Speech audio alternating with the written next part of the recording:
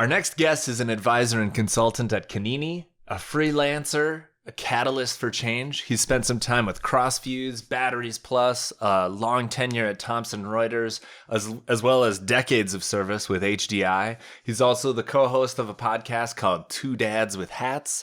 Welcome to Ticket Volume, news and information for improving IT experiences, powered by InvGate. Jason Wischer, welcome to Ticket Volume. Mr. Barron, it is so great to see you as always. Loved spending time with you last week in Vegas at the HDI conference. Super energized, and I give you credit for being one of the tallest people I can give a high five to in the expo hall. It is nice to see eye to eye sometimes. That's right. Yeah. So it was great seeing you as well. I love the energy. I love connecting with people. Again, you specifically, you just have a positive attitude.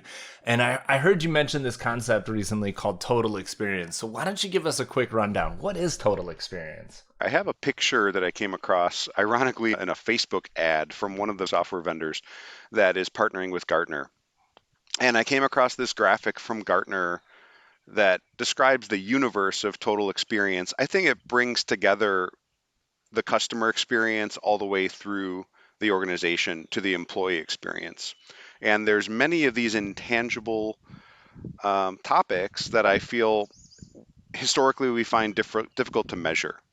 Well, in my experience, I've focused my efforts to try to measure them, and I had some success, specifically around employee engagement and satisfaction, and even as far as loyalty and advocacy. One of the interesting metrics that I think we can create here is on employee engagement. And I think a factor of employee engagement is how involved do you think you are as an employee about your impact, your opportunity to create a positive impact for your customer. And you see kind of low or negative levels of this answer for people that they're kind of further away from the customer. You know, when you say customer experience, there's someone who works internally, maybe they're a developer working on a piece of code, or whether maybe they're somebody working in the data center, that they have a real technical job, but I have to educate my team when working with people that are kind of further away from the customer, what the impact is on their work. And it does directly have an impact on the customer experience. Yeah, this is great for two reasons, I think. Number one, it's a call to action for leaders to just connect the dots between these operational roles that are esoteric. They don't necessarily touch the revenue stream or the company goals and vision, but connecting those dots, it really is one of the many ways that you can improve employee engagement and understand how their participation impacts the company. The other thing that I really like about this graphic, it's showing employee UX on one side and customer UX on the other. And what I think we've heard this quite a few times, that if you take care of your employees, they'll take care of your customers. And I think this graphic kind of depicts this really nicely and shows specifically how the two are related. And you can't just do one and not the other. You're always going to be doing both of them, whether you're paying attention to it or not. That's right. And I've actually developed it as almost sort of a religion here, where I care about the employee experience quite a bit. I care about giving my team what they need and breaking down barriers so that they can take care of the customer, and measuring those things that you'll get as a result of this process. Things like loyalty and advocacy and interaction. Yes, exactly. You are known for being a great team leader. You've spoken at HDI Minnesota and, of course, at the national level quite a few times about some of your leadership. I love the virtual one that you did around Valentine's Day about the love languages in a working environment. And you've always been cutting edge when it comes to leadership. So give us some tips. What makes a great team? Yeah.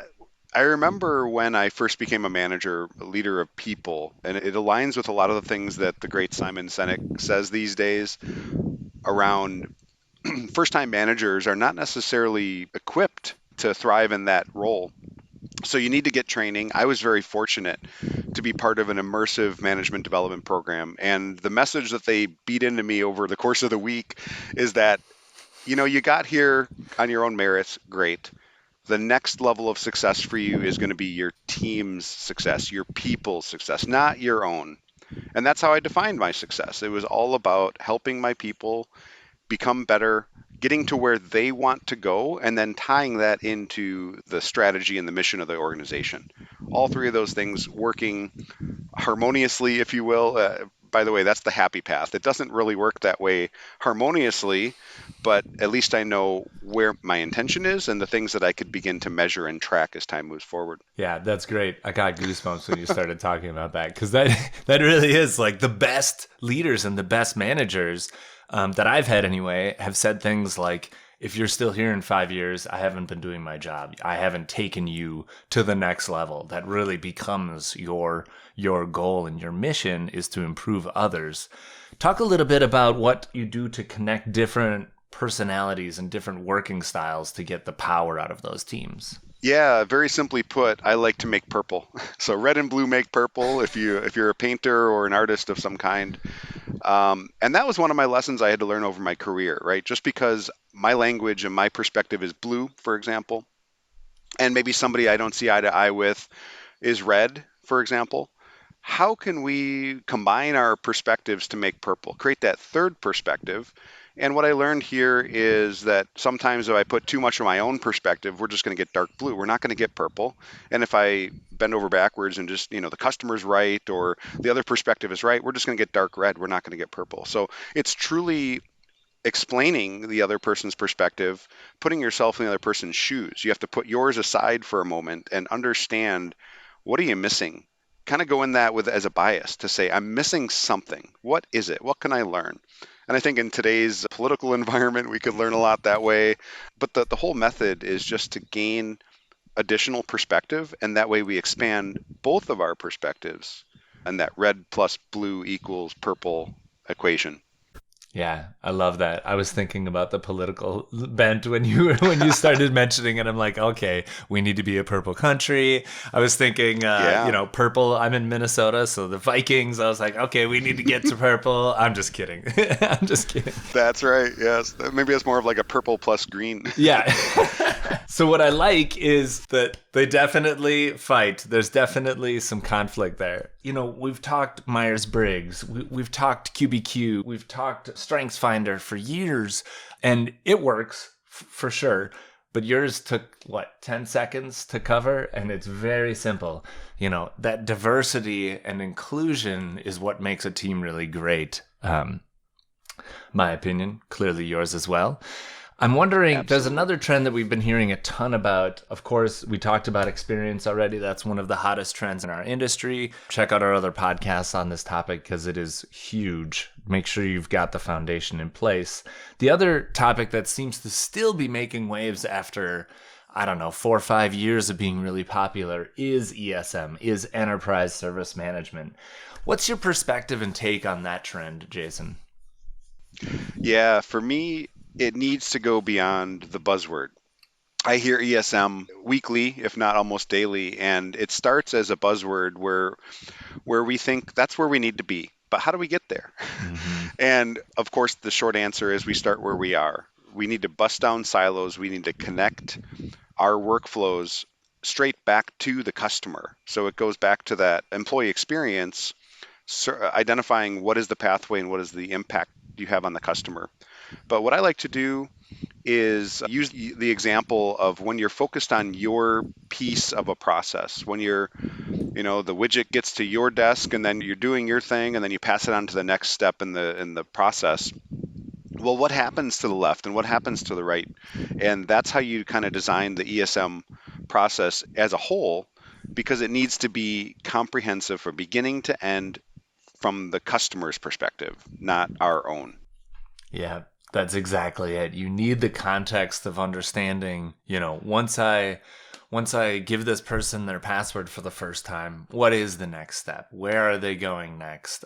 Once I ship out their laptop, what are they actually going to see when they open it up? What is that experience going to be like? Are they feeling welcomed? Are they feeling like, I can connect with HR now? I can connect with facilities now? Am I enabling that employee in an onboarding context anyway? And that's actually a great example to start with onboarding. I think we have so many examples in our personal lives with, B2C organizations that get it right. The last time you ordered something online and it arrives at your doorstep magically before they promised it. That's kind of the gold standard these days, and it carries on to other areas like our ride sharing applications, or even now getting food delivered to our doorstep. I mean, you think about any app or any high tech, well designed service delivery these days, they're using ESM. And it's on us to research how are we doing it in our organization, and what are some ways that we can improve the customer experience by bringing the full power of our enterprise, not just only our areas of strength, or not just the people on the front lines interacting with the customers. Yes. So we see so many examples in the wild where customers or where organizations get it right. It's on us to brainstorm, put on our thinking caps, and get creative about how can we break down those silos and identify areas to innovate in our customer service delivery across the enterprise. Yeah, exactly. Exactly. I love that. It's one of the things that I've said specifically multiple times on ESM projects. It's not really about you versus me versus this team versus that team. Because an employee doesn't think, oh, I need to go to HR to get something. Oh, I need to go to IT to get something. They think, I need something from my company. And what is that experience going to be like? Can I actually deliver the services that the employee needs, regardless of what team it's coming from and regardless of who's involved in the fulfillment exercises? Yeah, and one more point about ESM that we often talk about. We say that IT service management, we've been unlocking the magic of delivering service for our customers for decades. It's pretty mature. Mm-hmm. And it's how do we unlock the goodies, the outcomes that when you deliver good service, we want to scale that across the enterprise and again, tie it back to the customer. So it's exactly what you said about other areas like HR, like legal, like technical teams, developer teams. And by the way, let's learn from them too. We don't have all the answers. There have been a lot of improvements in DevSecOps recently. Where they actually have some innovations that we can adopt in IT. So it's a really unified approach to improving our operations and our service delivery for our customers' benefit. I love it. I love it. Thanks, Jason. So where can people connect? Where can they learn more? Yeah, Matt, I'm really easy to find on LinkedIn. Do a search for my name, Jason Wischer. I like to publish when we have events, anything virtual or local. If you're going to be in an area, I might be in your area to speak on a topic. Let's connect. I love doing one-on-ones on Zoom. And my favorite part about mentoring or engaging with people is that I learn so much. When I reach out to someone to talk about a topic, I figure out that I'm going to gain that other perspective, and together we can make purple again. It's really energizing, and I love expanding the perspectives that we have. Great energy, great attitude. Thanks for being on Ticket Volume, Jason. All right. Pleasure to be here, Matt. Thank you. And for our audience, thanks for hitting play. I'll see you around the way. I'm your host, Matt Barron. You can find me on Twitter and LinkedIn as Matt Barron. Don't forget to post a review or send us feedback. Let us know how we're doing. Subscribe to Ticket Volume on your favorite platforms, and thank you for listening to Ticket Volume, a podcast powered by InvGate.